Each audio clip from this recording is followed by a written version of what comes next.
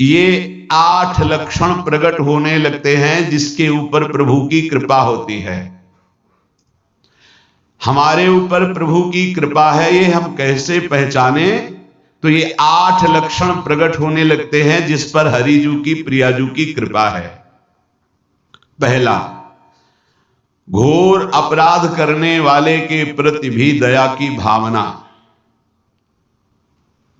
शांति पहला लक्षण है।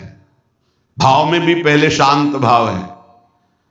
हमारे ऊपर श्री हरिजू की कृपा है, इसकी पहचान ये 8 लक्षण। पहला, शांति, अर्थात घोर अपराधी के प्रति भी गुस्सा ना आना, क्षमा करना, ये हरि की कृपा का लक्षण है। देख लो भाई, घोर अपराधी शब्द तो जाने दो, जरा सा प्रतिकूल हो जाए तो लाख समझाओ पर भ्रकुटी तनी रहती है।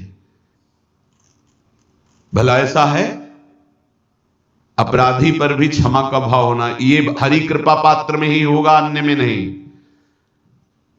तो अगर अपने हृदय में ऐसा लगे कि ऐसा नहीं है तो हरिजू से प्रार्थना करनी चाहिए कि कृपा करो, मेरे में सामर्थ्य आवे।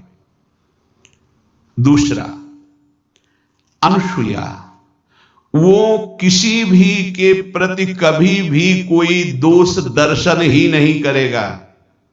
दोष कथन, दोष श्रवण की तो बात जाने दो। अनसूया, दूसरों के गुणों में दोष ढूंढना, ये नहीं होता। हरि कृपा पात्र में नहीं होता। ये सब भजन के नाश करने वाले हैं। जैसे पहला अपराधी पर क्रोध कर देना, तो माया ने भेजा इसीलिए था कि तुम्हारे साथ व्यवहार ऐसा करे कि तुम क्रोध करो। क्रोध करोगे तुम्हारी ऊर्जा शक्ति नष्ट हो जाएगी, अध्यात्म में जो चलने की थी। और कहीं तुमने संकल्प कर लिया तो भजन शक्ति नष्ट हो जाएगी। तो अगर भजन बल है तो गया, जरूर उसको दंड मिलेगा, पक्का मिलेगा, 100% मिलेगा, लेकिन आप खाली हो गए। ना भजन करने की वृत्ति रहेगी और ना भजन रहेगा, दोनों बात। अनसूया, किसी के सद्गुणों में दोष देखना, गुणों में दोष ढूंढना, ये हरि कृपा पात्र में नहीं होता है। ये बहुत मंगलमयी बातें हैं जिससे हमारा भजन मार्ग पुष्ट होता है। तीसरा, वो बाहर से और भीतर से पवित्र रहता है, हरि कृपा पात्र। शौचाचार का ज्ञान होना चाहिए, वस्त्र आपके पवित्र होने चाहिए, ये बाहरी, जल रज आदि के द्वारा बाहरी पवित्रता। और निष्कपटता, निश्चलता, सत्य भाव, ये अंदर की पवित्रता है। अगर कपट है, छल है, असत्य है तो हृदय मलिन रहता है। भीतर और बाहर से पवित्र रहना, इसमें खास बात क्या है? भीतर और बाहर से पवित्र रहने में, भीतर और बाहर से सदैव पवित्र कौन रह सकता है? तो बोले जो पुंडरीकाक्ष भगवान श्री हरि का, प्रियाजू का स्मरण करता रहता है, वो शवाभ्यंतर शुचि, वो बाह्य और अभ्यंतर दोनों से पावन रहता है।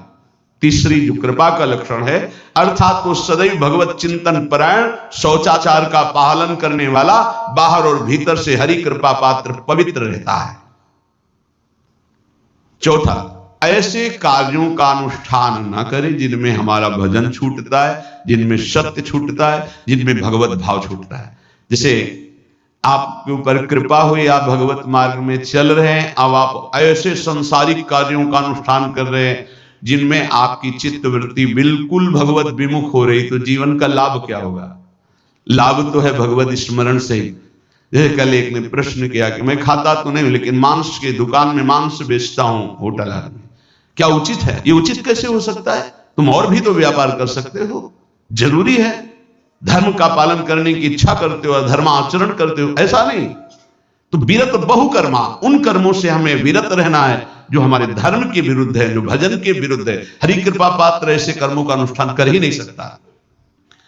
अपने भजन का फल देखना भगवत कृपा पात्र की, सबको प्रदान कर देना। हिम्मत है?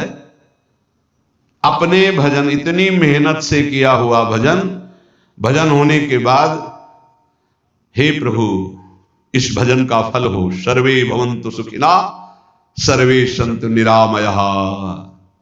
यहां तो कहते महाराज एक माला रोज आपके लिए करता हूं कि आपकी बीमारी ठीक रहे, तो शेष किसके लिए करते हो प्रभु? शेष क्या? अगर इष्ट और गुरु के लिए तुम्हारा है कि एक माला करते तो फिर इतनी माला करते तो हमें क्या होगा? सब आपको दे देंगे तो हमें क्या होगा? तभी भजन का रास्ते नहीं जाना।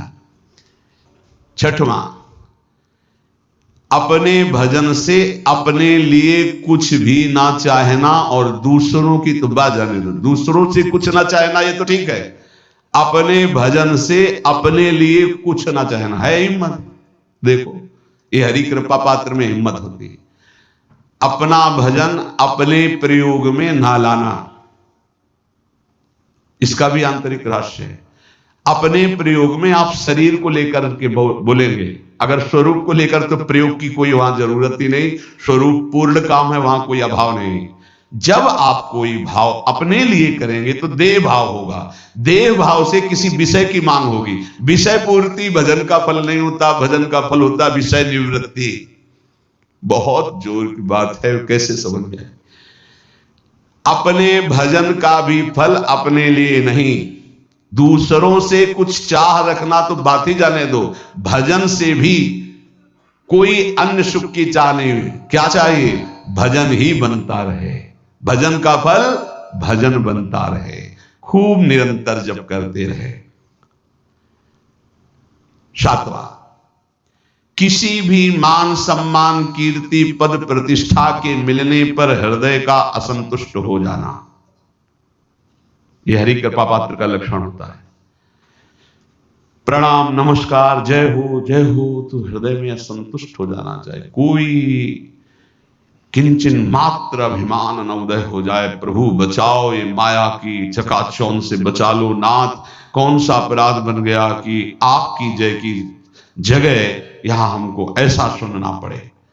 मान प्रतिष्ठा कीर्ति जिसके लिए बड़े बड़े लालायित रहते, हरि कृपा पात्र को विष की तरह चुभती है। और आठवां, किसी भी प्राणी समुदाय से संबंध ना रखते हुए सब पर दया की भावना, सब पर कृपा की भावना, सब पर करुणा मैत्री पर किसी से ममता नहीं। ये सूत्र बहुत व्यवहार में प्रयोग करने योग्य है। सबसे करुणा और मैत्री पर किसी से ममता नहीं। करुणा तो करी भरत जी ने, मैत्री भी की मृग से, पर ममता रहित नहीं रहे। ममता कर ली तो अगला जन्म हिरण का हो गया। ममता नहीं, निर्ममो निरहंकारा। करुणा मैत्री तो करनी है, जैसे इसमें आदेश गीता में जी आदेश है, अद्वेष्टा सर्वभूतानां मैत्रः करुणैव च, पर निर्ममो निरहंकारा, ये साधक की चतुरता है। प्राणी मात्र पर दया कृपा करुणा मैत्री, पर ममता नहीं। ममता किसी से, और यहां करुणा मैत्री ये तो गायब हो गई, केवल ममता रह गई है। अपने शरीर से ममता, शरीर संबंधियों से ममता, विषय भोगों से ममता, यही जहर है। संबंध में ये ममता ही जहर है, विचारों में अहंकार जहर है, कर्मों में ये आसक्ति जहर है। इसी जहर को मिटा दे तो जीवन मुक्त महापुरुष कर्म करते हुए, विषय सेवन करते हुए, वार्ता करते हुए, विचार करते हुए बिल्कुल जहर रहित उसका जीवन हो गया। तो ये 8 बातें हरि कृपा पात्र में होती हैं, इनको बार बार सुनना, हृदय में धारण करना।